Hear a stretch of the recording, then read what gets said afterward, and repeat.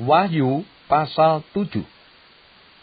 Kemudian daripada itu, aku melihat 4 malaikat berdiri pada keempat penjuru bumi, dan mereka menahan keempat angin bumi, supaya jangan ada angin bertiup di darat, atau di laut, atau di pohon-pohon.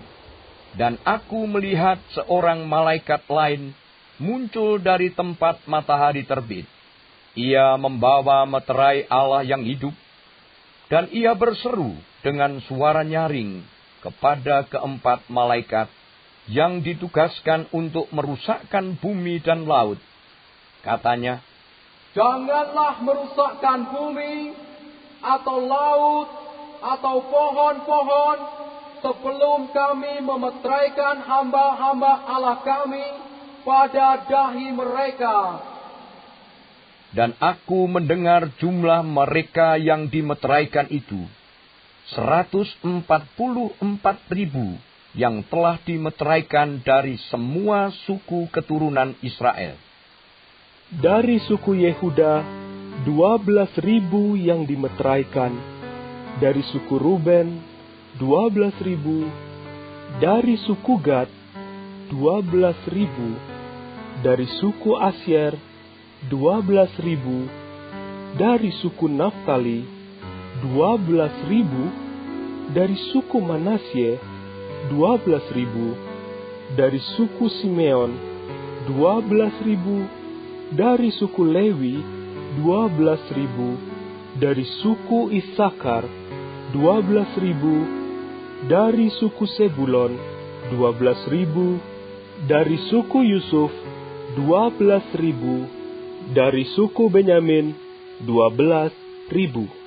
Kemudian daripada itu, aku melihat, sesungguhnya, suatu kumpulan besar orang banyak, yang tidak dapat terhitung banyaknya, dari segala bangsa, dan suku, dan kaum, dan bahasa, berdiri di hadapan tahta, dan di hadapan Anak Domba, memakai jubah putih, dan memegang daun-daun palem di tangan mereka.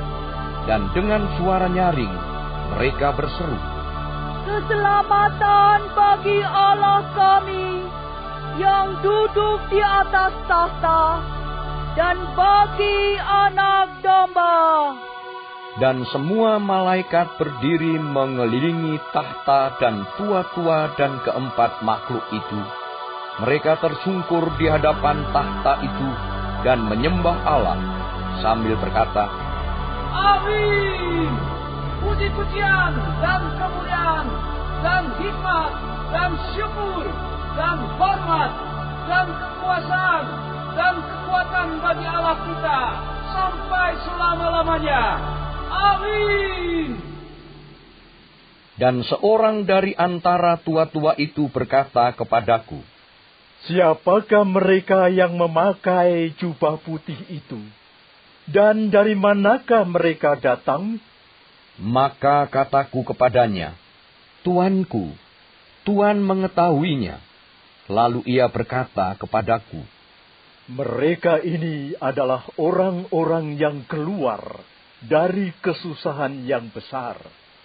Dan mereka telah mencuci jubah mereka, dan membuatnya putih di dalam darah Anak Domba. Karena itu, mereka berdiri di hadapan tahta Allah, dan melayani Dia siang malam di bait sucinya.